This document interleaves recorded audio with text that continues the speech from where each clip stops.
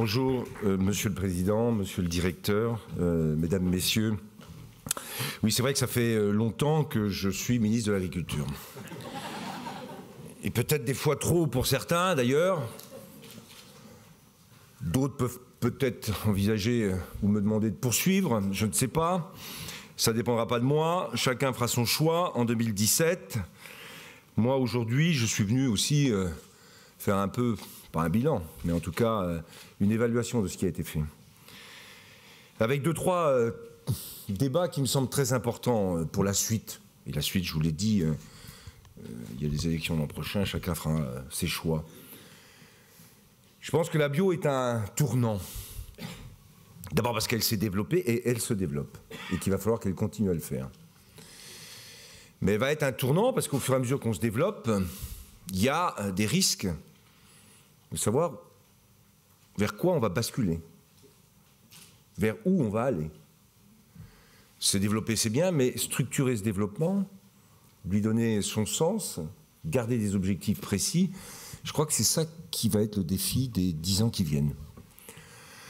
Il y a un débat à l'échelle européenne, il me frappe ce débat. Il vise justement à développer une agriculture biologique en Europe, au nom du fait que c'est un marché qui s'ouvre et qu'il faut conquérir. Et en même temps, si on n'est que sur la logique de la conquête de parts de marché, on va peut-être y perdre aussi une partie de la spécificité de la bio. Donc on est à ce moment-là. Hein. Je prends l'exemple, par exemple, du débat qui consisterait à labelliser bio des élevages sans lien avec le sol ou l'herbe. Et ça sera très bio, hein, avec des beaux bâtiments bien fermés, pas de virus, pas de bactéries, donc pas de pesticides. Pas de pesticides, c'est bio, sauf que... Question. Et la bataille que moi, en tout cas, je vais conduire, et pas simplement pour la bio, hein, d'ailleurs sur la question de l'élevage et de l'utilisation des sols et des prairies, elle vaut pour la bio, mais elle vaut aussi pour toute l'agriculture. Et je pense que c'est un vrai sujet. Vrai sujet. Donc la bio, qui a été souvent défendue, et je le comprends, hein, sur une partie, et on a fait un rapport avec Madame Sautreau et M. Benoît sur les aménités positives de la bio, une partie sur la question pesticides, qui est un vrai sujet, mais si on reste que sur cette question-là, on risque de se tromper, parce qu'il y aura d'autres endroits ou d'autres manières de faire sans aucun pesticide, et la bio, ça ne peut plus être que ça. C'est-à-dire qu'on est arrivé à un cycle où le débat sur la bio et le conventionnel va être reposé de manière complètement différente. D'abord parce que le conventionnel, il faut qu'il évolue. C'est tout le débat sur l'agroécologie. Et ça, c'est un sujet. Et deuxièmement, je l'ai dit, sur le débat sur la bio elle-même, elle pourra être, si elle ne se positionne pas bien en termes d'avenir et de positionnement, concurrencée par d'autres modèles sans pesticides. Faudra-t-il savoir si c'est bio ou pas? Donc ça, c'est des questions essentielles. Deuxième question essentielle. Est-ce que la bio doit être sur le marché à un prix qui soit le plus bas possible pour augmenter la consommation? Est-ce qu'on doit donc banaliser le produit biologique, de l'agriculture issue de l'agriculture biologique? Vraie question. Je l'ai vu ce matin dans le journal Le Parisien. Avec l'idée, grands distributeurs, et j'ai encore inauguré des circuits de distribution spécifiques. C'est un vrai sujet. Et je l'ai dit à plusieurs reprises, moi, ce qui m'a motivé depuis le départ, c'est à la fois augmenter les surfaces de la production de l'agriculture biologique, mais c'est de tenir une filière pour faire en sorte que les prix restent aussi rémunérateurs, non pas d'une niche, parce que c'est plus une niche, mais d'un label qui doit avoir un sens. Et ça, c'est des questions stratégiques qui sont posées aujourd'hui à la bio. Et à la bio en France en particulier, puisque on a une responsabilité dans le débat à l'échelle européenne. Donc ça, c'est quelle est la spécificité de la bio et qu'est-ce que cette spécificité doit avoir comme conséquence en termes de marché, en termes de rémunération, en termes de prix. Il ne faut pas lâcher ces deux points-là. Parce que si on perd ça de vue, si on se laisse un peu griser par le succès, peut très vite avoir des lendemains extrêmement difficiles avec un succès trop mal maîtrisé. Et si c'est pour voir les agriculteurs bio avoir les mêmes difficultés en termes de prix que les agriculteurs aujourd'hui, ça n'aura pas été un choix qui aura été, comment dirais-je, judicieux. Donc je pense que ces deux termes de débat, il faut vraiment les avoir aujourd'hui. Les avoir sérieusement. Et si on doit prolonger le plan Ambition Bio au-delà de 2017, donc on le fera avant les élections, comme ça au moins, j'espère que ça restera après, il faut qu'on ait ça en termes de stratégie. Il faut qu'on ait ça en tête pour bien savoir où on veut aller, comment on veut y aller. La bio a réussi une mutation et s'est installée aujourd'hui dans la production agricole et sur le marché alimentaire. Mais elle doit garder cette spécificité et il faut qu'on la construise, il faut continuer à la construire. Ça, c'est un point très important que je voulais faire en introduction parce qu'après, les sujets se déclinent, ils ont été beaucoup déclinés. J'ai vu à la fin des présentations la question posée par l'approvisionnement local, hein, avec un débat qu'il y a eu au Sénat où il y avait les 40% en approvisionnement local de qualité et 20% en bio. Bon, il y a quelquefois divergences et la majorité sénatoriale a considéré qu'il ne fallait pas rajouter les 20% en bio. Je pense qu'il faut le faire. Et le développement de l'approvisionnement local est un sujet qui est au cœur aussi d'une politique qu'on conduit avec tout ce qu'on a sorti comme élément d'information pour tous les décideurs et tous les acheteurs. Ce qu'on vient de sortir avec un nouveau site spécifique du ministère sur Localim. Ce qu'on encourage aussi au travers de la mise en place liée à la loi d'avenir des plans alimentaires territoriaux, les fameux PAT. Hein, et j'ai à mon cabinet, j'aime bien le dire, un spécialiste des pâtes qui travaille beaucoup et ça se développe. Et ça se développe. Et c'est très important. Et dans ces systèmes d'alimentation territoriale qui s'organisent, parce que c'est bien de dire qu'il faut un approvisionnement local, mais on sait qu'en quantité et en qualité, un approvisionnement, ça nécessite des fournisseurs, ça nécessite des distributeurs et ça nécessite bien sûr des acheteurs. Donc ça ne se fait pas uniquement en le disant. Et c'est pourquoi ces plans alimentaires territoriaux sont très importants. Et il faut bien sûr que la bio y soit présente et obtienne dans la partie qui concerne l'approvisionnement local la part qui est celle qu'on avait envisagée, c'est-à-dire 20%. Et ça doit se faire et ça se fait en ce moment.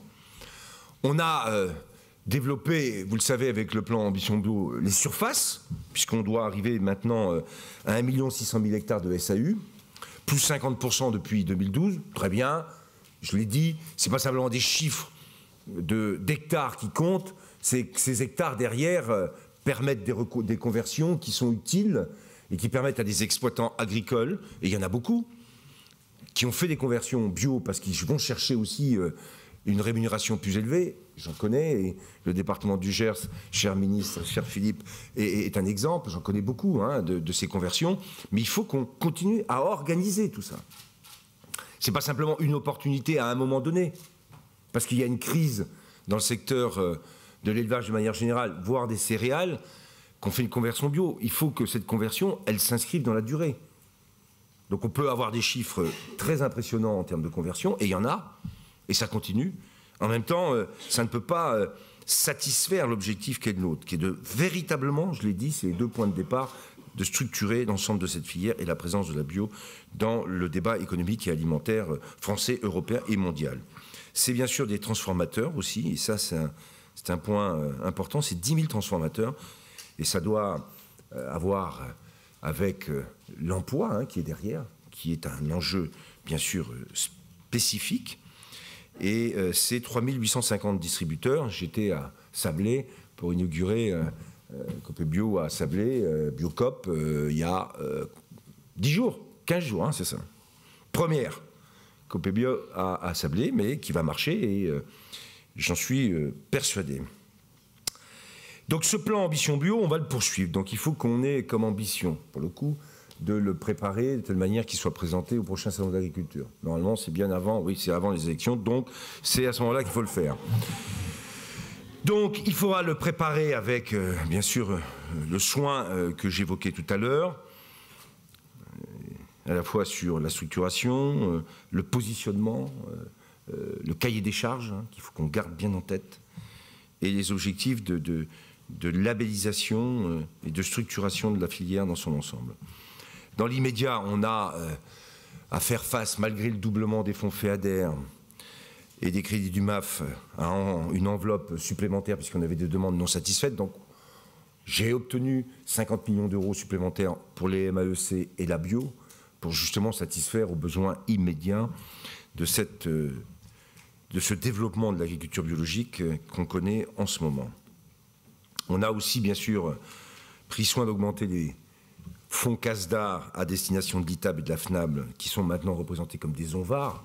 Tout ça, c'est aussi pour structurer l'ensemble de cette filière, lui donner une pérennité en termes de structure, hein, pour que demain, tous ces acteurs aient à la fois une philosophie, des objectifs économiques et des objectifs en termes de développement et de recherche, parce que tout ça va de pair. Sur la structuration des filières, on est à 4 millions d'euros, on les a maintenus sur l'agence bio, sujet que j'évoquais. Oui, il faudrait l'augmenter. Je suis arrivé, on m'a demandé d'augmenter, mais je suis avec un budget qui commence à être largement contraint. Et les crises agricoles qu'on a subies, hein, qui sont extrêmement lourdes, ont été aussi, c'est légitime, consommatrices de moyens budgétaires. Mais en même temps, j'ai toujours tenu à faire en sorte que ce qui était la demande et les attentes de l'agriculture bio ne soient pas touchées. La preuve, c'est qu'on a même augmenté les moyens. Mais il y a un moment où je suis à la limite de ce que je suis capable de pouvoir demander à Bercy et ailleurs, hein, dans un contexte budgétaire que vous connaissez. C'est bien sûr aussi tous les financements nouveaux qu'il faut qu'on mobilise. On a, je vous le dis, en termes de financement innovant, travaillé sur la question forestière, en essayant de s'appliquer à mieux organiser cette production forestière et à chercher des financements un peu nouveaux. Dans un moment où on est avec des taux d'intérêt extrêmement bas, on a mobilisé la BEI qui cherche des secteurs dans lesquels elle peut drainer une partie de l'épargne qu'elle possède en forte quantité, je le dis au passage. Et avec ce qu'on a fait sur la forêt, on a créé des systèmes un peu innovants. Donc je pense que tous ces sujets, en particulier dans la transformation, dans l'investissement, en plus du PIA, là, il y a des pistes sur lesquelles il faut qu'on travaille. Et on mettra dedans le plan Ambition Bio pour l'avenir, justement, une partie aussi, c'est des capacités qu'on pourrait avoir ensemble à trouver des financements innovants. C'est pourquoi le CASDAR est à 5,5 millions d'euros aujourd'hui, en termes de CASDAR consacré à la bio, parce qu'il faut qu'on continue aussi la recherche et l'innovation dans tous les domaines. Je l'ai dit, il y a eu un rapport ITAB-INRA qui a été rendu sur les indemnités positives de la bio, sujet qui était souvent demandé, donc c'est fait. Vous avez sûrement vu ce rapport, il a été publié, il sera présenté officiellement donc, le 25 novembre. Donc moi j'ai été...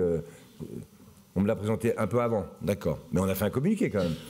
Bon, donc il sera présenté dans les détails le 25 novembre, chacun pourra l'avoir, et mesurer à la fois ce qui est la spécificité de la bio. Mais je vous l'ai dit, hein, si on ne le ramène qu'à la question des pesticides, attention à ce qui se passera dans 10 ans. Hein.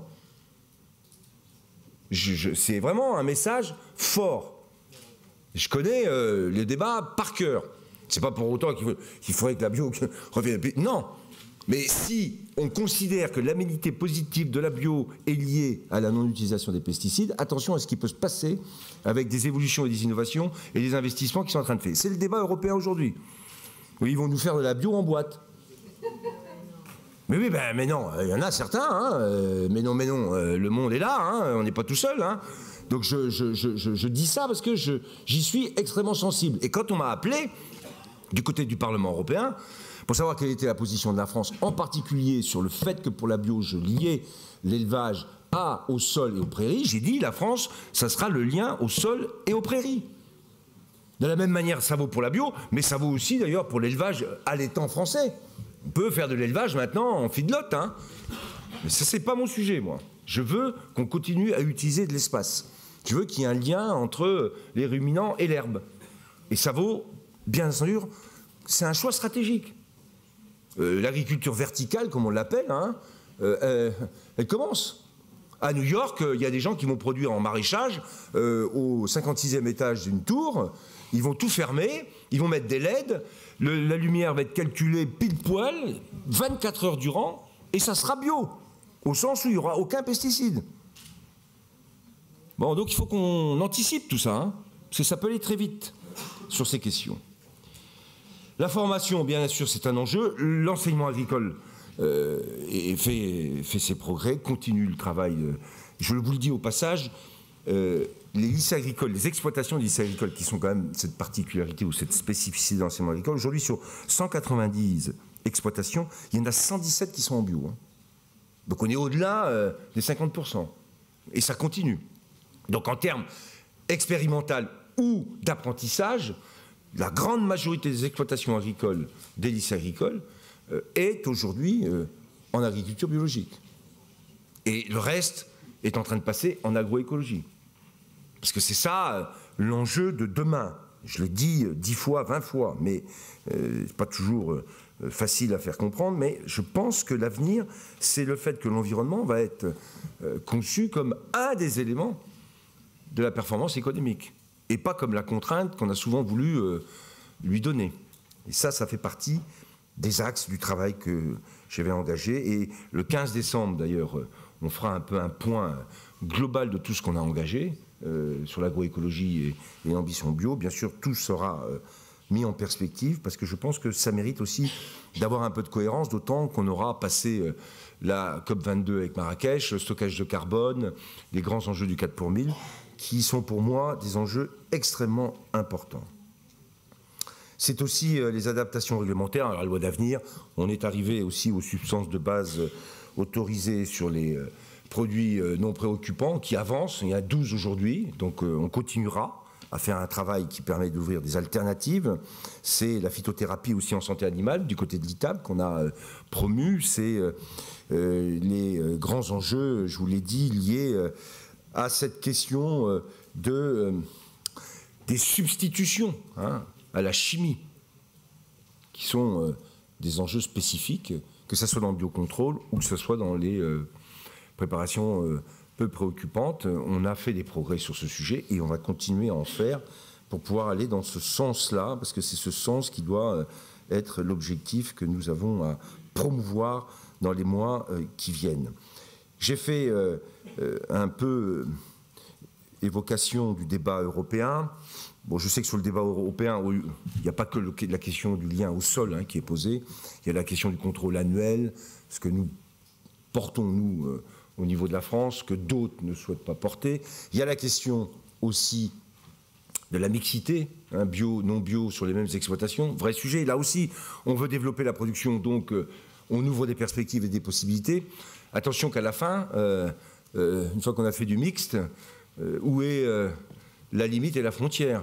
Et en particulier pour les contrôles, si on est dans du mix, quels sont les résidus qui restent et comment on mesure le déclassement ou la sanction s'il y a ces questions. Tout ça, c'est lié dans le débat européen.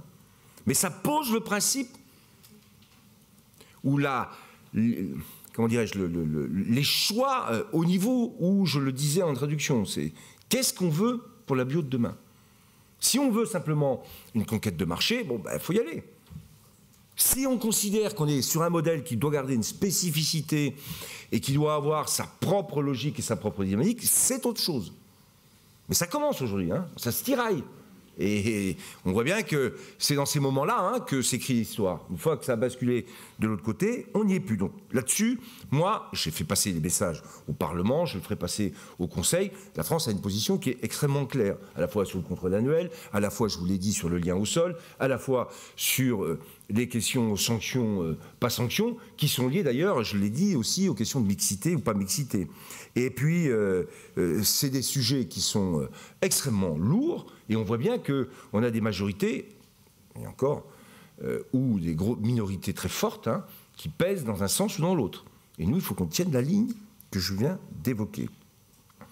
C'est, enfin, je l'ai dit, une méthode pour qu'on travaille ensemble pour la préparation du plan ambition. Donc on avait fait 2013-2017, c'était 4 ans, hein, c'est ça? Bon, donc on fera 2017-2021. Hein, donc vous voyez, ça laisse de la marge. Hein. Et en 2021, il y aura encore des élections en 2022. Donc, vous inquiétez pas, ça pourra être un objet de débat à nouveau. Mais je pense que c'est ça, 2017-2021. C'est ça qu'il faut qu'on prépare. Et donc, il faut qu'on mette en place, à la fois avec l'agence bio, le copil Ambition Bio et les DRAF au niveau des régions. Il faut qu'on commence une réflexion globale, hein, pour qu'on fasse quelque chose de solide. On a un bilan, si je puis dire, et il faut que sur ce bilan-là, on soit capable de construire le projet qui va permettre de valoriser ce qui a été fait, de structurer, de consolider ce à quoi on est arrivé et de se poser des bonnes questions pour l'avenir. Parce que c'est quand même comme ça on assumera réellement la responsabilité qui est la nôtre dans ce moment, je vous l'ai dit, qui pour moi est un moment extrêmement important parce qu'on est à un moment charnière sur les grands enjeux de l'agriculture biologique. Donc voilà ce que je voulais vous dire que moi, en 4 ans et demi, donc c'est très long, c'est vrai, hein, j'ai passé 4 ans et demi et plus, je vais battre tous les records au ministère de l'Agriculture. Sachez que c'est pas facile, hein, parce qu'on va finir par croire que, en fait, c'est fastoche. Je dis tout de suite, c'est pas facile, c'est dur et c'est long. Et d'expérience maintenant, je mesure que il faut avoir une vision qui soit suffisamment de moyen et de long terme pour pouvoir résister à tout ce qui arrive au quotidien. Parce que le quotidien percute constamment, tout le temps. Que ce soit des crises sanitaires, que ce soit les crises climatiques, que ce soit des crises économiques, que ce soit les demandes des uns des autres, souvent toutes aussi contradictoires d'ailleurs. L'agriculture est un vrai sujet où on mesure aussi que la demande qui est faite aux politiques est quelquefois de résoudre des problèmes que chaque individu n'a pas envie de résoudre lui-même. Ce qui fait que quand il y a beaucoup d'individus, vous voyez la responsabilité qui nous incombe. Je le dis au passage, c'est pas pour vous donner un conseil, mais c'est vous souhaiter surtout bon travail et sachez que jusqu'à l'année prochaine, le ministre de l'Agriculture sera là avec vous et à vos côtés. Merci.